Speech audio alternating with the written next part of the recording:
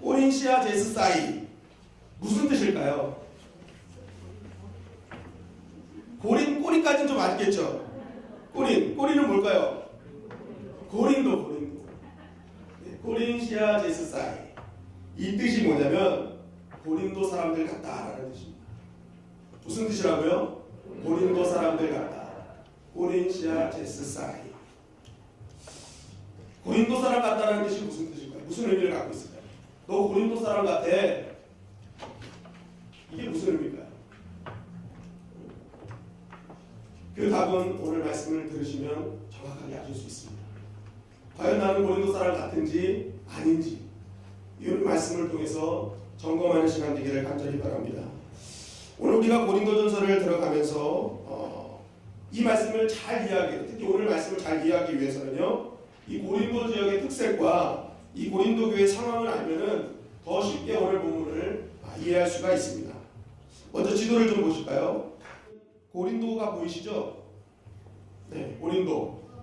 네, 고린도가 여기 있습니다. 이 지역 전체가 그리스 지역이에요. 그리스 지역이고 여기 아덴이 아테네입니다. 아테네. 그리고 요 갱그레아 밑에 여기가 스파르타가 있었어요. 그래서 이 아가야 지방의 핵심 도시 중에 하나가 아덴과 고린도와 스파르타였어요. 그러니까 이 고린도는 굉장히 그 그리스 지역, 특히 아가야 지역의 핵심 도시 중에 하나였음을 말하고 있습니다. 그런데 이 고린도 지역에 대표적인 두 가지 특징이 있었습니다. 그것이 무엇이냐? 첫째는 성적으로 아주 문란했던 도시가 바로 고린도였습니다. 고린도.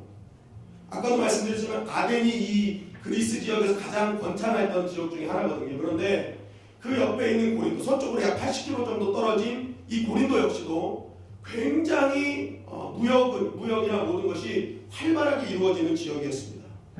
이 주 2세기경에 이 고린도가 특별히 급성장을 했는데 그때 당시 고린도에 사는 인구가 시민만 30만 명이고 종만 46만 명이었습니다. 그러니까 주 2세기에 76만 명이 산 아주 번화한 땅이었죠. 특히 이 그리스 고린도는 해상교통의 중심지였습니다. 그래서 위쪽에 보면은 로마, 구두처럼 생긴 로마, 그리고 이제 그 우리가 보는 입장에서 좌측 아래쪽에 보면은 이 구레네라고 되어 있죠. 구레네 이쪽에 보면은 이쪽이 애굽입니다. 이집트. 그리고 이쪽 그 아래쪽 오른쪽으로 봐야 되죠. 오른쪽을 보면은 이 드로아 하는 이 아시아 쪽 터키 이쪽을 연결시켜주는 해상 지역이었어요.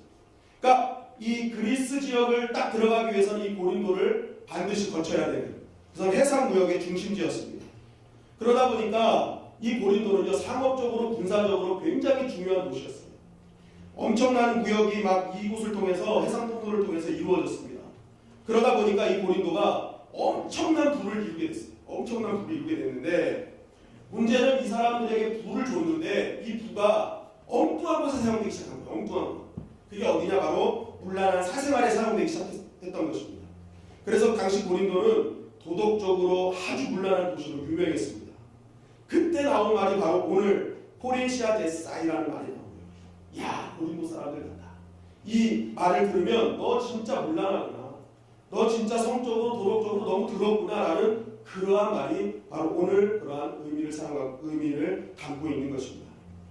그래서 이 고린도의 가장 그 높은 곳이 어디냐? 아프로 고린도라는 산입니다. 아프로 고린도. 여기에는 무엇이 있느냐? 아프로디테 신전이 있어요. 아프로디테 누구예요? 아프로디테. 로마로 말로 하면 비너스입니다. 비너스. 네, 아프로디테. 뒤태가 이쁘다 그래서 아프로디테. 아무튼 네, 아프로디테는 로마 말로 비너스예요. 비너스인데 이 비너스를 모신 신전에 이 성노예와 창기들이 있었어요. 그래가지고 이 신전에 이렇게 신에게 절하기 경배하러 온 사람들에게 종교적인 의식이 뭐였냐? 바로 이 성교였습니다. 성관계. 그것을 이렇게 함으로써 그 열기가 그 신에게 올려지는 거죠. 그러니까 이런 아프로디테 신전뿐만이 아니라 아폴로 신전, 어떤 모든 신전들이 다 이런 여자 그 창녀들이 그렇게 다 있었어요. 그러니까 외국인들에게도 그런 숭배로 왔을 때 이 성적인 것으로 계속 함께하는. 그러니까 이 고린도 지역은 굉장히 문란한 지역 중에 하나였죠. 사실 이 고린도 교회 바울이 이제 서신을 보낼 때 이 서신을 보면 참 놀라운 일이 있는데 그게 뭐냐? 고린도전서 6장 9절입니다. 고린도전서 6장 9절. 자, 우리 다 같이 한번 읽어보겠습니다. 시작.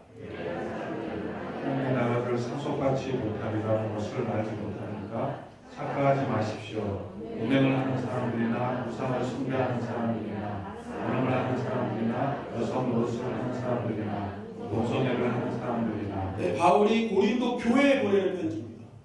그런데 바울이 얘기하는 거예요. 자, 너희는 자꾸만 하나님을 믿지 않는 불의한 자들이 상속받지 못할 거라고만 생각하는데 그렇지 않아. 너희들 잘못 생각하고 있어. 음행하는 사람들이나 우상을 숭배하는 사람이나 간음을 하는 사람이나 여성노릇을 하는 사람이나 동성애를 하는 사람들이에요. 이게 무슨 말이에요? 지금 고린도 교회에 이런 사람이 있다는 거예요? 없다는 거예요? 있다는 거예요. 그러니까 고린도가 얼마나 성적으로 타락했는지를 단적으로 보여주는 것입니다. 교회 안에 신앙생활을 들어왔음에도 불구하고 동성애를 끊지 못하고 간음하고 음행하고 우상을 숭배하는 일이 계속적으로 있었다는 것입니다. 그러니까 이 고린도 교회는 이토록 문란하고 그런 어떤 고린도 지역 자체가 그렇게 그런 어떤 더러운 그런 타락한 도시였다는 걸 볼 수 있죠. 둘째로는 이 고린도는요, 철학, 특히 철학, 즉 지혜를 중요시하는 지역이었다는 것입니다. 이 그리스는요, 뭐가 탄생된 것입니까? 철학이 탄생한 도시 아닙니까? 철학이 탄생한 도시예요. 그 철학적으로 특별했던 것이 우리가 잘 알고 있는 아테네입니다. 아테네. 우리가 잘 알고 있는 아테네, 그 철학적인 도시. 그리고 그걸 못지않게 철학적으로 유명했던 데가 바로 고린도라고 합니다. 여러분, 이 철학이라는 이 단어의 영어 단어가 뭔지 아시죠? 뭔지 아세요? 국민 집사님? 예? 원어민 발음으로. 필라소피. 예, 필라소피. 이 필라소피인데 이게 원래 두 개의 단어입니다. 필리아와 소피아라는 단어가 합쳐진다는 거예요. 근데 이 필로스와 소피아가 단어가 합쳐진 건데 이 필로스라는 말이 사랑이라는 말입니다. 사랑. 그리고 소피아라는 단어가 지혜를 뜻합니다. 그러니까 필라소피는 무슨 뜻이에요? 지혜를 사랑한다. 그러니까 이 철학을 하는 도시는요, 그 어떤 것보다도 가장 최우선의 가치가 뭐냐? 철학입니다. 철학적으로 지혜 있는 자들. 그런 사람들이 막 모여서 열띤 토론을 하고 내 생각과 다른 사람의 생각을 막 나누면서 무엇이 진짜 진리인지를 막 토론하는 그런 땅들이죠. 그러니까 고린도가 그런 것으로 굉장히 유명했다는 것입니다. 그런데 문제는 이렇게 철학을 너무 사랑해요. 지혜를 너무 사랑하니까 어떤 일이 벌어졌느냐? 파벌이 생기기 시작했습니다. 그러니까 자기가 좋아하는 어떤 학파들, 어떤 학식을 갖고 있는 사람들을 스승으로 모시는 거죠. 자기가 체질이 맞는 그런 사람들을 모셔요. 그러면서 이제 소크라테스 학파, 플라톤 학파, 스토아 학파, 이런 학파들이 계속적으로 우후죽순처럼 생기는 것입니다. 그러니까 이 지혜를 사랑하는, 철학을 사랑하는 사람들은요, 모이질 못하는 거예요. 왜냐하면 자기들 지혜가 다 틀리잖아요. 그러니까 자기들끼리 원하는 사람들끼리 모여가지고 학파를 형성하는 그러한 그런 고린도 지역의 그런 일들이 굉장히 많았던 것입니다. 바로 이것이 문제가 됐던 것입니다. 바로 이것이 문제가 됐는데 그것이 무엇이냐? 교회 안에 분파가 생기기 시작한 것입니다. 교회 안에 분파가 생겼어요. 그런 자기의 그런 사회적 성향, 자기가 이제 예수님 믿기 전에 세상적으로 갖고 있는 성향들이 있잖아요. 이 성향들을 그냥 가지고 들어온 거예요, 교회로. 그리고 학파를 형성하는, 분쟁을 하는 이런 성향을 갖고 들어와서 그대로 교회에 적용을 하게 된 것입니다. 그러면서 자기가 좋아하는 신앙의 노선, 자기가 좋아하는 신앙의 성향을 갖고 있는 스승을 찾기 시작한 거예요. 그래서 그 사람들 중심으로 자꾸만 이제 파벌이 생기기 시작한 것입니다. 그게 바로 고린도전서 1장 11절, 12절 말씀입니다. 우리 다 같이 한 목소리로 읽겠습니다. 시작. 나의 형제자매 여러분, 블로의 집 사람들이 여러분의 소식을 전해주어서 나는 여러분 가운데 분쟁이 있다는 것을 알게 되었습니다. 다름이 아니라 여러분은 저마다 말할 듯 나는 바울 편이다, 나는 아볼로 편이다, 나는 게바 편이다, 나는 그리스도 편이다 라고 합니다. 네. 그런 세상적인 어떤 자신의 기준, 어떤 성향을 교회로 들고 갖고 와가지고 똑같이 한 겁니다. 그 스승들은 그리스도 안에서 연합하고 하나 되려고 하는데 이 사람들은 세상적인 기준을 갖고 들어오니까 교회를 세상적인 가치로 평가하고 세상적인 기준으로 이끌어가려고 했던 것입니다. 그러니까 자꾸만 이제 분파가 막 생기는 거예요. 그 첫 번째 파가 뭐였어요? 바울파. 확고한 리더십, 확실한 비전, 이걸 갖고 막 전진하는 사람. 그러니까 이걸 좋아하는 사람들은 막 바울파가 다 모이는 거예요. 그리고 또 무슨 파입니까? 아볼로파. 아볼로파는 사도행전에 보면 어떤 사람이에요? 성경 교사예요. 성경에 능통한 사람이었습니다. 탁월한 말씀가예요. 그러니까 이런 성경 공부에 매료된 사람들이 아볼로파로 다 모이고, 또 다음 파는 뭐예요? 개바파, 베드로파 아닙니까? 이 개바파는요, 일단 뛰는 거예요. 일단 뛰어. 뭐 다 필요 없어. 배우는 게 중요한 게 아니야. 일단 열정 갖고 뛰는 거야. 그런 거 뛰는 거야. 능력이 중요하지. 그래서 배우는 거 필요 없어. 그냥 막 전진을 안 하는 거예요. 막 몸으로 뛰는 거죠. 이런 사람이 또 파벌을 형성했고, 마지막에 무슨 파입니까? 그리스도파. 그리스도 편이다. 그리스도 편이라고 하면 왠지 좀 좋은 편 같죠. 그리스도니까. 그런데 이 사람들은 진짜 예수님의 참된 진리를 모르는 사람. 예수님은 합력하여 선을 이루어 가셨습니다. 어떤 일이 있어도 너희 안에 사랑을 품고 하나 되기를 힘쓰라고 말씀하신 분이 예수님이세요. 그런데 진짜 이 사람들이 예수님을 따른다면 이 사람들은 어떻게 해야 돼요? 파벌을 만들지 말아야죠. 파벌을 만들지 말고 이 파벌로 형성된 사람들을 더 끌어안으면서 하나 되게 만드는 일을 해야 이 사람들이 진짜 그리스도파입니다. 그런데 이 사람들은 어떻게 합니까? 하나됨이 아니라 오히려 더 분파로 나와가지고 분쟁을 더 일삼는 사람들이 된 거예요. 그러니까 이 사람들은 진짜 그리스도파가 될 수 없는 것입니다. 결국 예수님을 이용해서 어떻게 하는 거예요? 자신의 이익을 추구하는 거예요. 더욱더 자기가 더 큰 사람처럼, 영향력 있는 사람처럼 하려고 예수님의 이름을 이용하는 것이죠. 여러분, 우리가 교회에서 각자의 생각이 다를 수 있습니다. 그러나 지난번 사도신경에도 말씀드린 것처럼 다양한 생각이나 다양한 삶이 왜 교회 안에 들어옵니까? 그런 것들이 지체가 돼가지고 서로 각자 예수님의 지체가 돼서 보편적인 교회를 이루기 위해서, 하나 되는 교회를 만들기 위해서, 더 풍성한 교회를 만들기 위해서 각자의 여러 가지 다름을 인정해야 된다고 했죠. 그러니까 하나님이 그렇게 해서 보내주신 건데, 이 보편적인 교회를 만드시기 위해서 보내주신 건데 그것을 가지고 어떻게 합니까? 분쟁합니다. 그러니까 이것은 문제가 있는 것입니다. 여러분, 교회는 교회의 질서가 있는 것입니다. 말씀이 증거하는 세상과 다른 질서들이 교회 안에 있다는 것입니다.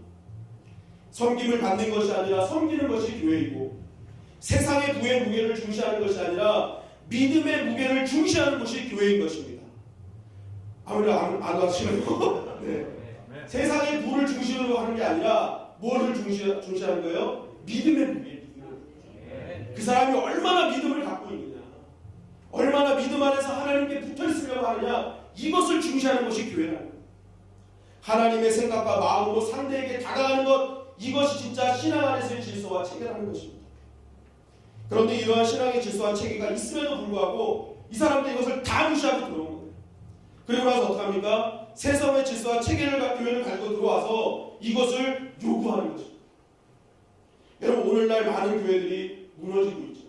왜 그렇습니까? 교회 안으로 세상의 기준과 가치관을 끌고 들어오는 것입니다. 그래서 그 가치관대로 하기를 원하는 거예요. 요구하는 것입니다. 교회에 질서가 있어요. 체계가 있어요. 교회 기준이 있단 말이에요. 말씀이 있잖아요. 말씀 안에서 우리가 체계를 잡고 질서를 잡아야 되는데 세상 것을 자꾸만 끌고 들어오니까 교회가 변질되는 것입니다. 교회가 교회답지 않아서 실망하고 떠나가는 것이죠. 바로 고린도 교회가 이러한 모습이 있었던 것입니다. 세상적인 질서와 체계를 그대로 교회로 가져 들어온 것입니다. 그러니까 어떻게 해요? 교회가 변질되면서 분쟁이 일어나기 시작했던 것입니다. 여러분, 그래서 내가 고린도 사람들인가 아닌가는 내가 신앙생활을 어떻게 하는지를 묵상하면 됩니다. 지금 나의 교회에서 갖고 있는 이 가치관과 기준이 세상적인 것인가 말씀적인 것인가, 이것만 확실하게 우리가 알아도 내가 지금 고린도 사람들처럼 신앙생활합니다. 아니면 진짜 하나님의 백성으로 신앙생활한가를 우리는 알 수 있는 것입니다. 둘째로 이 고린도 교회의 문제는요, 신앙생활을 말로만 했다는 것입니다. 말로만. 고린도전서 1장 17절 말씀을 다 같이 읽겠습니다. 시작. 그리스도께서는 세례를 주라고 나를 보내신 것이 아니라 복음을 전하라고 보내셨습니다. 복음을 전하되 말의 지혜로 하지 않게 하셨습니다. 그것은 그리스도의 십자가가 헛되이 되지 않게 하시라는 것입니다.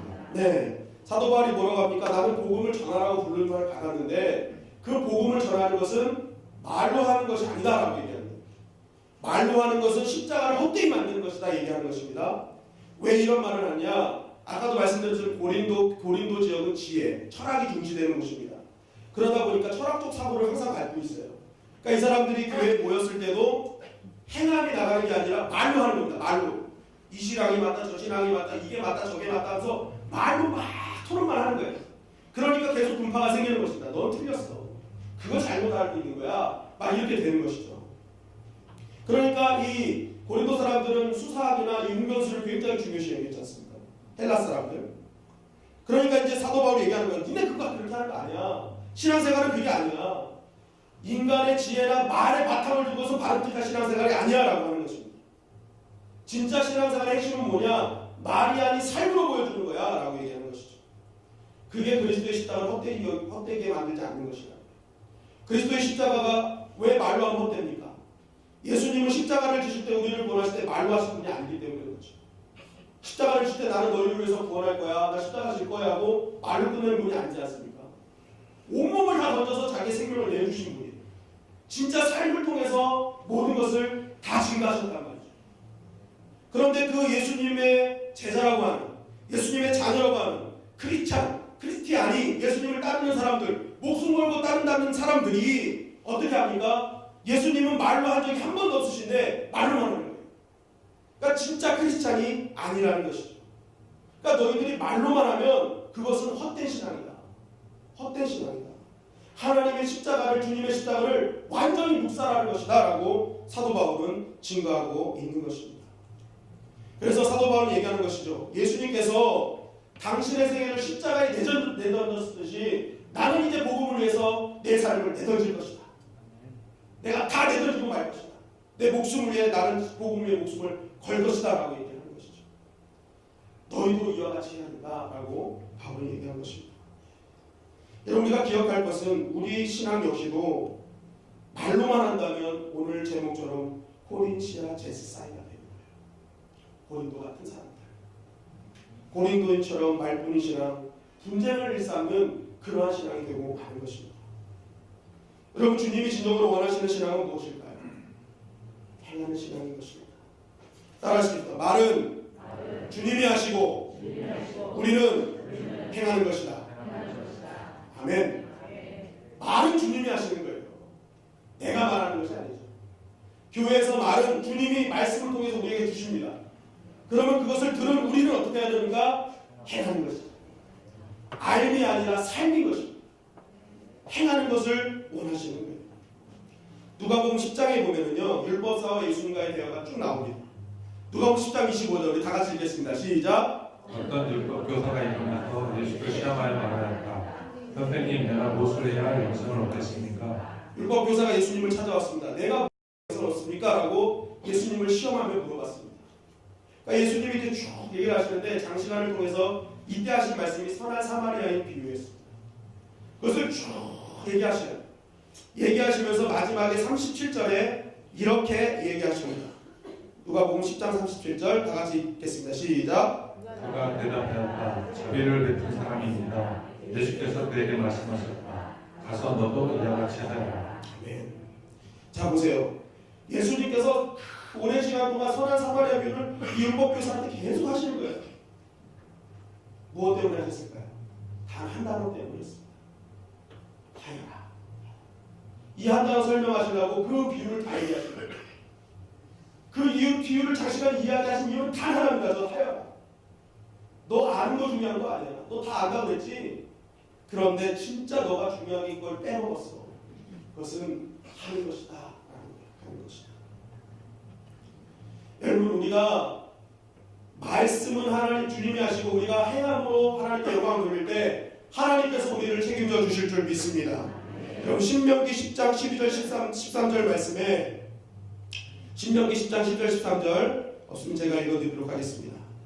신명기 10장 11절 13절 이스라엘아 내 하나님 여호와께서 내게 요구하시는 것이 무엇이냐 내 하나님 여호와를 경외하여 그의 모든 도를 행하고 그를 사랑하며 마음을 다하고 뜻을 다하여 내 하나님 여호와를 섬기고 다 같이 읽겠습니다. 내가 오늘 내 행복을 위하여 내게 명하는 여호와의 명령과 규례를 지킬 것이 아니냐. 네. 하나님께서 우리에게 요구하시는 것 여호와를 경외하며 그 모든 도를 행하는 것이죠. 행하라는 거예요. 하라는 거예요. 그런데 이 하라는 것은요 하나님을 위해서 하는 것이 아닙니다. 13절에 뭐라고 말씀하십니까? 내 행복을 위하여. 내 행복이 아니라는 거예요. 누구의 행복이에요? 너의 행복이라는 거예요. 네가 이것을 지키면 내가 나는 괜찮아. 하나님 입장에서 나 괜찮아. 나 다 있어. 그런데 이것을 지키면 네가 행복해지는 거야. 내가 약속했잖아. 말씀을 지키는 자에게 주시는 복 약속했잖아.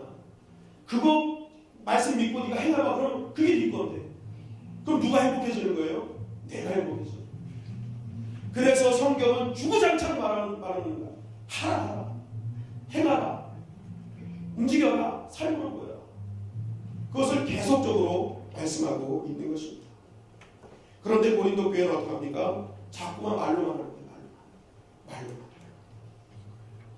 그러니까 사도 바울은 결단하는 거죠. 나는 말로만 하지 않겠다. 행동을 하겠다.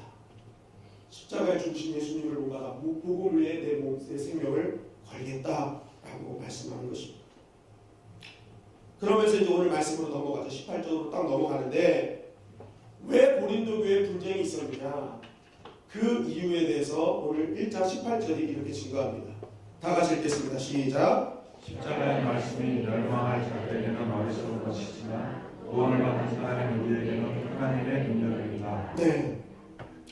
왜 분쟁이 왔느냐 이 말을 가만히 들어보면요 바로 십자가에 대한 이해 부족에서 온 것입니다.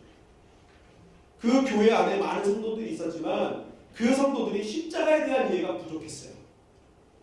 십자가를 어떻게 생각했습니까? 다 어리석은 것이라고 생각했습니다. 어리석은 것. 너희들 멸망하잖아요. 왜 어리석은 걸로 생각하니까 얘기하는 거죠. 그렇다면 왜 이런 생각을 하게 됐을까요? 왜 유대인이나 헬라인이나 다 왜 십자가를 어리석은 것으로 생각했느냐? 그 이유가 있었습니다. 그 이유가 바로 고린도전서 1장 22절이 증거합니다. 다 같이 읽겠습니다. 시작. 유대 사람은 기적을 요구하고 그리스 사람은 지혜를 찾아라. 이 사람들이 십자가를 어리석은 것으로 여긴 이유가 유대인들의 입장에서는 유대인들은 기적을 요구했고 헬라인들은요 그리스 사람들은 지혜를 찾았기 때문에 그렇습니다. 여러분 이 유대인들의 특징이란 기적을 요구한다고 했죠. 기적. 이 기적은 눈에 보이는 현상을 말하는 것입니다. 현상. 그런데 이 기적을 말하는 이 표적이라는 단어거든요. 이게 원문에 보면은 이 세메이온이라는 단어의 복수형인 세메이아를 사용합니다. 세메이아. 이게 무슨 말이냐면 반복적인 기적. 그러니까 한 번 기적을 체험한 게 아니라 나는 계속 기적을 체험하기로 합니다. 눈으로 보여지는 현상을 계속 거듭거듭 간청하는 것입니다. 내 눈앞에 보여야 돼. 내 눈앞에 현상이 나타나야 돼. 막 이런 것들을 유대인들은 요구했다는 것이죠. 여러분 우리가 하나님을 믿을 때 체험신앙은 정말 중요합니다. 하나님의 응답을 받고 경험을 하는 건 정말 중요하죠. 내가 병이 회복되고 나의 모든 기도가 응답되어지는 것 이거 체험하는 것 정말 중요합니다. 왜 그렇습니까? 그런 체험을 통해서 우리는 무엇을 느낍니까? 하나님은 성경 안에 갇혀 계신 하나님이 아니라는 것을 깨닫게 되죠. 아 실제적으로 나의 삶 가운데 함께 하시는 분이구나. 그분은 내 삶 속에 역사하시는 분이구나. 이런 체험들을 통해서 하나님을 체험적으로 알게 되는 거예요. 나와 함께 하시는 분, 현존하시는 분임을 깨닫게 되는 것이죠. 그분이 진짜 하늘 아버지시구나. 그분이 진짜 세상을 창조하셨구나. 그분이 세상을 이끌어 가시는구나라는 것을 이런 체험을 통해서 우리는 깨닫게 되는 것이죠. 그런데 문제는 그 다음이라는 거예요. 다음. 우리가 이 체험을 통해서 하나님은 성경 속에 갇혀 계신 분이 아니라 실제적으로 우리 삶 가운데 나와 동행하신 분이라는 걸 깨달았잖아요. 그러면 그때부터 나에게 기적이 필요가 있어요? 없어요? 내 눈앞에 보이는 기적 그렇게 필요치 않아요. 왜냐하면 이미 하나님을 깨달았습니다. 아 하나님 진짜 살아계신 분을 깨달았잖아요. 그러면 비록 내 눈앞에 기적이 당장 내 눈앞에 보이지 않더라도 하나님이 살아계신 분을 깨달은 우리는 어떻게 해야 됩니까? 그냥 믿고 가는 거죠. 하나님 살아계신 분입니다. 그런데 어떡합니까? 계속 기적을 요구합니다. 이런 사람은 어떤 사람입니까? 하나님을 믿는 게 아니라 기적을 믿는 것입니다. 여러분, 우리가 기억할 것은 기적 중에 기적은 신이 사람의 몸을 입고 온 것이 진정한 기적인 줄 믿습니다. 여러분, 우리가 눈에 보이는 기적을 하나님께서 왜 보여주실까요? 그것은 진짜 기적의 종착지인 성육신을 보여주시기 위함인 것입니다. 그것을 깨닫게 하시기 위함입니다. 우리 인생에서 자꾸만 기적이 일어나요. 나타나요. 보여져요. 그럼 하나님 살아계시는구나. 이런 하나님을 믿게 되면 하나님이 이 땅에 오신, 육신을 입고 오신 예수님이 보이는 것입니다. 그게 기적이잖아요. 어떻게 하나님이 육신을 입고 오십니까? 그게 기적 중에 기적인 거예요. 그 육신을 입고 오신 예수님이 우리를 구원해 주셨잖아요. 이런 기적이 어딨습니까? 이런 기적이 어딨어요? 그러니까 기적은 하나님의 존재와 그분의 관계를 맺게 하는 도구일 뿐이에요. 도구일 뿐이에요. 그런데 그 도구를 하나님인 줄 알고 막 믿고 따라가는 거예요. 이거 막 따라가는 거예요. 어떤 분들은 그렇죠. 목사들도 교회 도구에 불과하죠. 근데 어떤 분들은 목사의 말을 따라갑니다.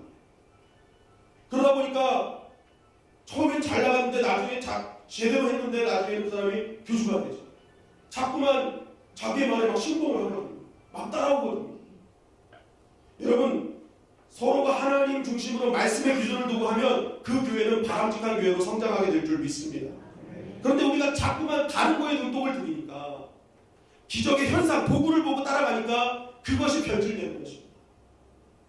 신앙이 자라면 자랄수록 하나님의 말씀에서 답을 얻어야 되는데 자꾸만 어떡합니까? 용하다는 목사님 찾아가고 용하다는 기도를 찾아가고 도대체 용하면 얼마나 용합니까? 나중에 용용 죽겠지 않을까 그 사람들이. 용용 죽겠지. 다 달려버려요. 예? 눈물을 흘리며 돌아온 거란 말이에요. 그 사람 용한 거 아니에요. 나의 그런 모든 걸 빼먹는 거예요. 여러분, 진짜 예언자는요, 그 사람의 말을 들으면 들을수록 하나님께로 다가가게 하는 사람은 진짜 예언자인 것입니다. 그런데 그 사람의 말을 들으면요, 예언자한테 자꾸만 그 사람 말만 듣게 돼요. 하나님 앞에 순종해야 되는데 사람에게만 순종해요. 그 사람에게 순종하게 만들어요. 그 사람은 가짜 예언자의 가능성이 큽니다. 자기의 유익만을 추구하는 그런 육신적인 그러한 사람일 뿐입니다.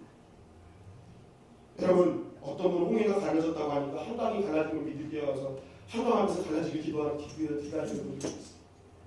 여러분, 그런 거 아니라는 거예요. 신앙은 그런 거 아니라는 거예요. 그래서 예수님은 도마에게 말씀하시죠. 보지 않고 믿는 자가 복되도다. 보지 않고 믿는 자가 복되도다. 여러분, 하나님과의 나의 관계가 바로 형성되기만 하면요, 보이지 않아도 다 믿을 수 있는 것입니다.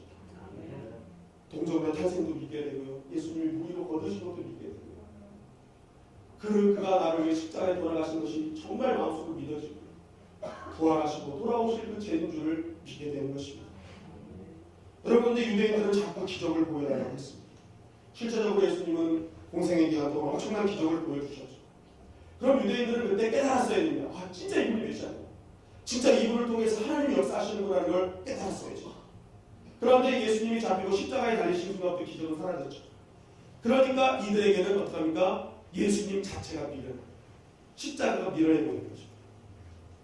그리고 유대인들에게는 율법서에서 나무에 달려 죽는 자는 어떤 사람이에요? 저주받은 사람이죠. 신명기 21장 23절입니다. 우리 다 같이 읽겠습니다. 시작. 그러나 당신들은 그 주먹을 나무에 매달아 둔 채로 뺨을 치르지 말고 날로 믿으십시오. 나무에 달린 사람은 하나님께 저주를 받은 사람이기 때문입니다. 당신들은 주 당신들의 하나님이 당신들에게 유산으로 준 땅을 거둬서는 안 됩니다. 네, 신명기에 보면은 나무에 달린 자는 저주받은 자라고 되어 있죠. 그런데 이거는 사실 율법적으로 이 사람들 해석을 잘못한 겁니다. 왜냐하면 이 말씀의 위에 보면요, 왜 나무에 달리느냐, 이것은 대표성을 갖는 사람이 대신 죽는 거예요. 그러니까 잘못한 사람이 혼자 저주받아서 죽는 거예요. 그러니까 이 말씀이 주는 의미는 예수님을 상징하는 거거든요. 대표적으로 그 죄를 갖고 죽는 거예요. 그걸 얘기하는 건데 이 부분만 딱 떨어뜨려서 얘기하는 거예요. 그러니까 이 부분만 보면 어떡합니까? 십자가에 달린 예수님은 뭐예요? 저주받은 사람.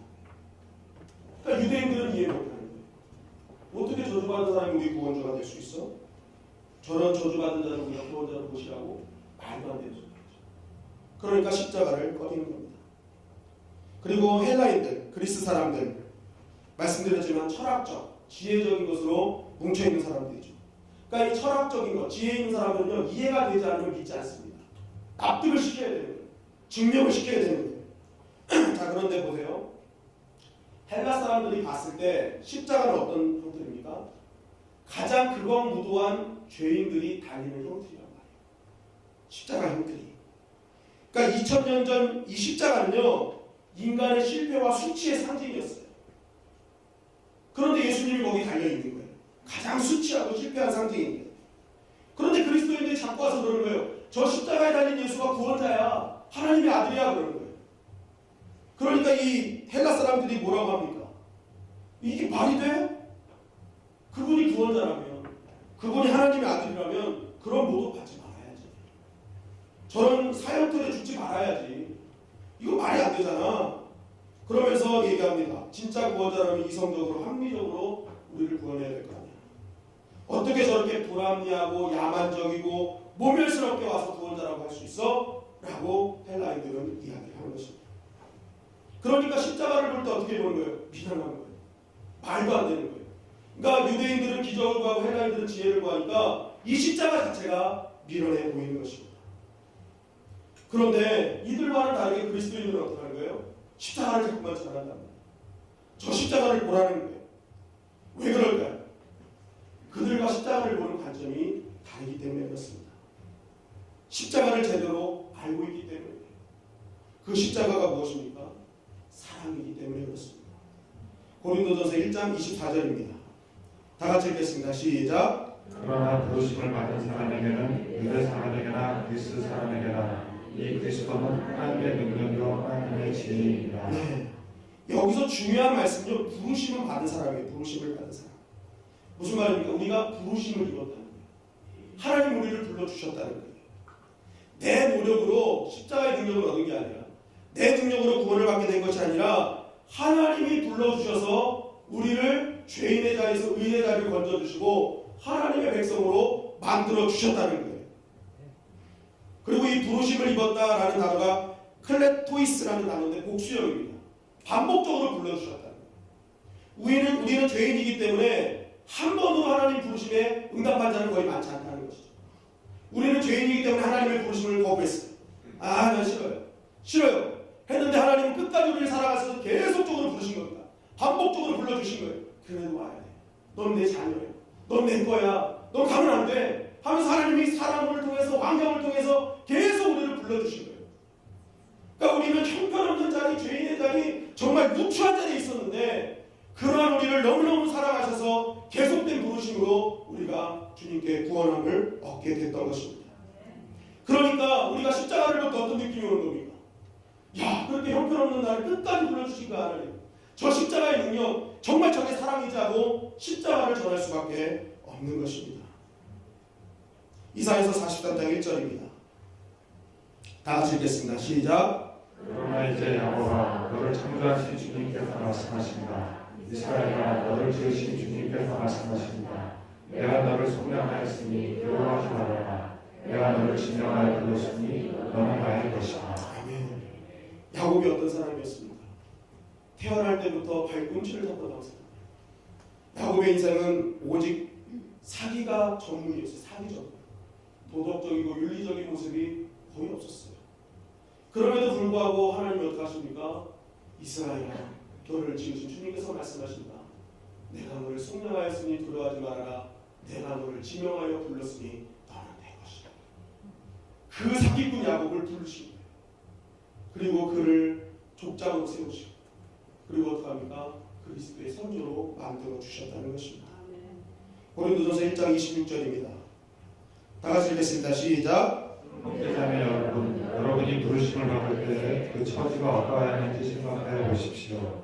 육신의 기준으로 보아서 지혜 있는 사람이 많지 않고 권력 있는 사람이 많지 않고 아무리 훌륭한 사람이 많지 않았습니다. 네. 형제자매 여러분이 하나님께 부름을 받았을 때 여러분 상태는 어땠습니까? 물어보는 거죠. 의인이었습니까? 아니죠. 우리는 다 죄인이었습니다. 부족한 자였죠. 연약한 자였죠. 쓸모없는 자였죠. 하나님 보실 때 정말 합당한 자가 누가 있겠습니까? 육신의 기준으로 보아도 아무도 하나님 앞에 합당한 자는 없었어요. 그게 우리의 현주소였어요. 다 형편없었습니다. 그런데 그 형편없는 우리들을 어떻게 하는 거예요? 하나님이 다 불러주셨다는 것입니다. 그런 하나님의 사랑을 볼 때 우리가 십자가를 볼 때 얼마나 감격스럽지 않습니까? 그 십자가를 보면서 우리는 눈물을 흘릴 수밖에 없는 거죠. 그 끊임없는 사랑. 형편없는 나를 부르신 그 사랑의 은혜. 그러니까 그 사람들은 어떻게 합니까? 세상은 미련하게 보이는 십자가를 우리는 지고 가는 것입니다. 그리고 어떻게 합니까? 그 십자가를 전하는 것이죠. 사도 바울이 얘기하는 것입니다. 세상이 미련하다고 얘기해요. 세상이 너희를 조롱해도 그 미련하게 보이는 십자가 끝까지 전해야 된다. 그 십자가를 끝까지 전하기를 힘써야 된다. 전도하는 거죠. 너희가 진짜 십자가의 사랑을 경험하고 있다면 어떡합니까? 전도하는 것입니다. 여러분 지금 나는 전도하고 있습니다. 여러분 십자가의 감격한 자의 사명은 무엇입니까?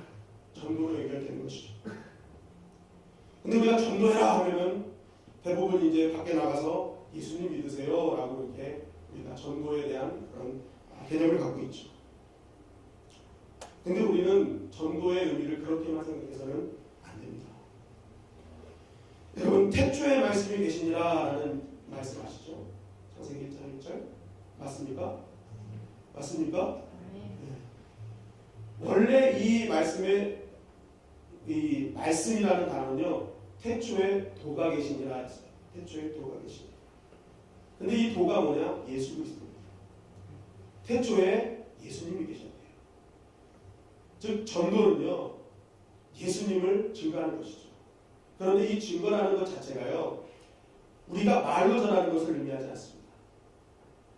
이 도는요 우리가 역시 그 도에 바탕을 두고 예수님의 삶을 나의 삶으로 사는 것이 진정한 전도라는 것이죠. 그게 전도예요. 예수님의 삶을 드러내는 것. 그러니까 이 전도는요 교회 밖에서만 이루어지는 것이 아니라 교회 안에서도 이루어지는 것이죠. 내 삶이 교회 안에서 예수님의 삶으로 드러내기 시작할 때 내 삶은 전도자의 삶이 시작되는 것입니다. 내 삶이 예수님의 삶이 반영되죠. 그러다 보니까 어떤 일이 벌어집니까? 내 삶을 통해 영향력을 드러내기 시작합니다. 여러분 서로에게 좋은 영향을 주고받는 것이 전도인 줄 믿습니다. 누군가가 내 삶을 통해서 내 삶을 보고 예배하는 자가 되고 내 삶을 통해 기도하는 자가 되고 내 삶을 통해 섬기는 자가 되어질 때 그것이 진정한 전도의 삶인 것입니다. 근데 반대로 나 때문에 누군가 예배를 소홀히 하기 시작합니다. 나 때문에 누군가가 세상 것들과 가까이 하기 시작합니다. 그런 사람은 고린도 같은 사람입니다. 그리스도에게 멀어지게 하고 교회에 멀어지게 하고. 여러분 우리 주님의 영광교회 성도님들은 좋은 영향력을 주고받는 자들이 되시기를 간절히 바랍니다. 내가 가는 곳곳마다 막 예배가 살아나는 거예요. 내가 가는 곳곳마다 막 기도가 살아나는 것입니다. 그래서요 신앙은요 방화범이 되어야 되는 거예요. 가는 곳곳마다 막 불길이 일어나야 되는 거예요. 근데 어떤 사람은 막 소방에 살았어. 가는 곳곳마다 어떻게 막 소방수가 돼가지고 막 그러면 안 된다는 거예요. 안 된다는 거예요. 뭐가 돼야 돼요? 방화범이 돼야 돼요. 가는 곳곳마다 막 예배 열기가 일어나고 기도의 열기가 일어나고 찬양의 열기가 일어나고 할렐루야. 여기 있는 분 한 사람 한 사람들이 다 영적인 방화범들이 되시길 간절히 바랍니다. 오늘 집에 가셔서 다 불태워버리세요. 그래서 막 신고 전화 저한테 막 오게. 아우 우리 목사님한테도 막 여기 다 불탔어요. 이거 어떻게 해요? 우리 애들이 막 성령이 다 불탔어요. 이렇게 막 소문나는 그런 교회가 되기를 간절히 바랍니다. 두 번째는요 하나님이 주신 모든 것을 받아들이는 것도 전도입니다. 여러분 하나님이 도를 주셨잖아요. 하나님이 예수님을 주신 것입니다. 그런데 그 도는요 하나님 주신 예수님은요 쉽고 즐거운 것만 받아들이시는 분이 아니에요. 어렵고 슬픈 것도 다 받아들이셨어요. 그 도는요 심지어 죽음까지도 받아들이셨어요. 하나님이 주신 것은 다 받아들였어요. 하나님이 전도하신 것을 다 받아들였습니다. 희노애락을 다 받아들인 것입니다. 우리는 신앙생활을 하면서 하나님이 좋은 것만 주신다고 생각하죠. 그러나 하나님이 좋은 것만 주시는 건 아니죠. 때로는 슬픔도 주시고 때로는 아픔도 주시죠. 그러나 중요한 것은 믿음의 사람은 이것 역시도 하나님이 나에게 주신 도다. 하나님이 주신 나에게 주신 희노애락, 이것을 믿는 자는요 절대로 신앙이 허약해지지 않는다는 것입니다. 자꾸만 내가 좋은 환경만 받아들이려고 하니까, 내가 편안한 것만 받아들이려고 하니까 나는 신앙에서 자꾸만 허약 체질이 되는 거예요. 조금 슬프고 어려운 일이 다가오면 주저앉아버리는 것입니다. 그것은 하나님의 뜻을 몰라서 그런 것이죠. 하나님이 주신 도는요 모든 것을 받아들이셨어요. 마찬가지로 예수님의 삶을 따라 사는 우리들, 그 도에 따라 사는 우리들 역시도 모든 것을 받아들여야 될 줄 믿습니다. 이러한 것들을 우리가 다 수용하기 시작할 때 우리는 강건한 체질이 되는 것입니다. 어떤 상황 속에도 두려워하고 떨지 않으면 흔들리지 않는 진정한 믿음의 사람으로 살아갈 수 있는 것입니다. 사도행전을 보면 바울이 가는 곳에 때때로는 예언자들이 있었죠.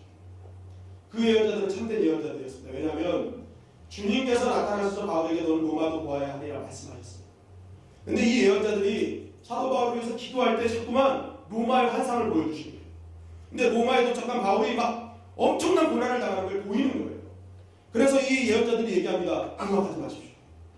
로마 당신이 가면 엄청난 고난들이 기다리고 있습니다라고 얘기합니다. 그런데 바울은 그 예언자들의 말을 딱 얘기하죠. 난 그래도 가야 됩니다. 그것이 주님께서 나에게 허락하신 길입니다. 여러분, 바울의 강함은 어디 있었습니까? 슬픈 것, 고통스러운 것, 아픈 것까지도 다 받아들일 수 있는 수용력이 있었던 것입니다. 그것을 다 받아들이고 그것이 하나님의 뜻이라는 것을 깨닫는 순간부터 바울은 어디서나 형통한 자가 될 수 있었고 모든 것을 이기는 전처럼 신앙이 될 수 있었던 것입니다. 여러분, 그런 모든 것을 받아들이는 그 믿음을 통해서 어떤 일이 벌어졌습니까? 로마를 다 뒤집어 놨던 것이죠. 로마를 다 뒤집어 놨던 것입니다. 여러분, 우리도 마찬가지입니다. 진짜 하나님의 사람은 다 받아들이는 거예요. 하나님이 전도하신 것 다 받아들이는 거예요. 하나님 주신 것 다 받아들이는 것입니다. 그런 것을 우리가 다 수용할 때, 희노애락을 다 수용할 때 어떤 일이 벌어집니까? 우리의 교회가 뒤집어지게 될 줄 믿습니다. 우리의 지역이, 우리의 가정이, 우리의 자녀들이 다 뒤집어지는 것입니다. 어떤 상황 속에서 흔들리지 않는 그 부모를 보면서 어느 자녀가 흔들리겠습니까? 아, 우리 부모님, 믿음 안에서 서는 저 부모님, 저 신앙 내가 본받아야지. 여러분, 우리가 왜 이런 것을 수용할 때 모든 것을 뒤집는지를 고린도전서 1장 25절이 이렇게 증거합니다. 우리 다 같이 읽겠습니다. 시작. 하나님의 어리석음이 사람의 지혜보다 더 지혜롭고 하나님의 약함이 사람의 강함보다 더 강하니라. 아멘. 하나님은 어떤 경우에도 약해지거나 미련해지지 않으시죠. 그런데 설령 미련해지신다 할지라도 사람보다 미련해지지 않으시죠. 더 똑똑하시죠. 설령 약해진다 하시라도 하나님, 인간보다 더 강하신 분이 우리가 믿는 하나님이신 것입니다. 그러니까 우리가 어떤 것을 하나님이 주신 어떤 것을 받아들이는 것은 하나님 자체를 믿는다는 것이다. 그러면 정말 강하시고 지혜로우신 분이 나의 하나님으로 계시는데 우리가 어찌 질 수 있겠습니까? 우리가 어찌 패할 수 있겠습니까? 그 강하신 하나님이 내 하나님이에요. 우리는 그 하나님을 의지하면 반드시 이기게 될 줄 믿습니다. 여러분, 고린도 같다는 것은 세상의 기준을 가지고 신앙생활하는 것이 고린도 같다는 것입니다. 행함 없이 말만 하는 신앙을 고린도 같다고 얘기하는 것입니다. 십자가의 의미를 폄하하여서 나의 유익만을 챙기는 기적의 도구로 사용하고 나를 빛나게 해주는 장식품으로 여기고 신앙생활하는 것, 그것이 고린도 같은 사람들인 것입니다. 우리 주님의 영광교회는 고린도 같지 않기를 주님의 이름으로 간절히 축원합니다. 정말로 신앙의 삶을 내 삶을 통해서 예수 그리스도가 증거되고 그 진정한 도를 증거하는 하나님의 백성들이 되시기를 간절히 바랍니다. 예수님의 마음을 가지고 정말 그 마음을 품고 우리가 우리의 목장과 교회와 우리의 가정과 모든 곳으로 다가갈 때 그곳에서 약하지 않으신 하나님께서 우리의 모든 인생을 책임져 주시는 것입니다. 그러므로 오늘도 우리를 불러주신 하나님, 이 시간에도 불러주셔서 이 자리에 앉아있는 우리 이 모두가 일평생 그 하나님과 동행하는 삶으로 말미암아 그 강하신 하나님의 역사를 경험하고 그 하나님의 크신 은혜를 체험하는 저와 여러분들이 되시기를 주님의 이름으로 간절히 축원합니다.